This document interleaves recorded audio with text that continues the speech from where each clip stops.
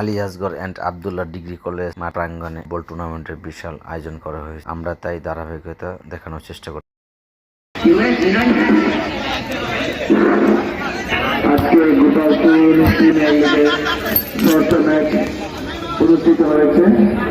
আজকে মাঠে মুখোমুখি হয়েছে হযরতপুর ইউনাইটেড ভার্সেস দ্বিতীয় থেকে আজকে আমরা নাইজেরিয়ান মেয়েদিকে ফ্রন্ট লাইনে দেখতে পাচ্ছি।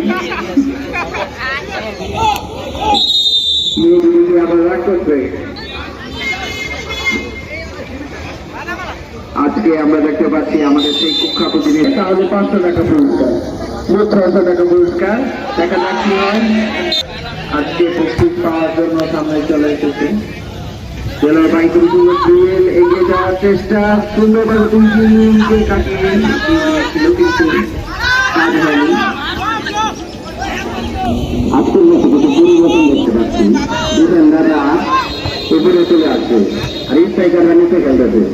তারা যদি বাইরে আজকে যে প্রথম গোল করতে পারবে তার জন্য 100 টাকা পুরস্কার, আর যে হ্যাট্রিক করতে পারবে তার জন্য 500 টাকা।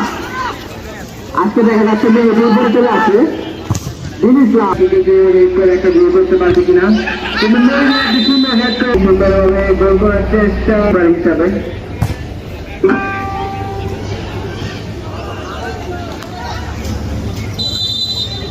গোল দেখতে পারবো, কিন্তু না দিয়েছিল কিন্তু খুব দুর্বল। এগিয়ে যাওয়ার চেষ্টা, কিন্তু খুব সুন্দরভাবে গোলে দেখা পাবো। বিপদ ক্লিয়ার করে দিল, কিন্তু বিপদ এখন কাটেনি। হযরতপুর ইউনাইটেডের অনুকূল বল ট্যাকেল করার চেষ্টা, খুব সুন্দরভাবে বলটা তাদের কাছে রেখে দিয়েছে। মেহেদি পায় বল, মেহেদি পায় থেকে মহিনের পায়ে যাওয়ার চান্স ছিল, কিন্তু মাঝখানে ধরা।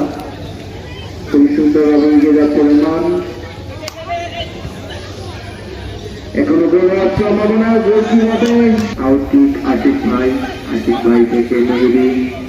মহিন সুন্দরভাবে এগিয়ে যাওয়ার চেষ্টা, একটি চার ভাই থেকে কি আমরা লম্বা শুট প্লেয়ার এক সময় মাঠে তার পায়ের জাদু দেখে সবাই হাত পালিয়ে দিল। খুব সুন্দরভাবে এগিয়ে যাচ্ছে।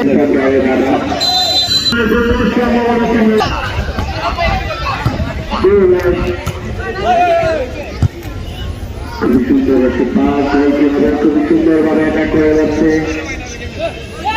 রোমানকে 2-3 জন ডিফেন্ডার মিলে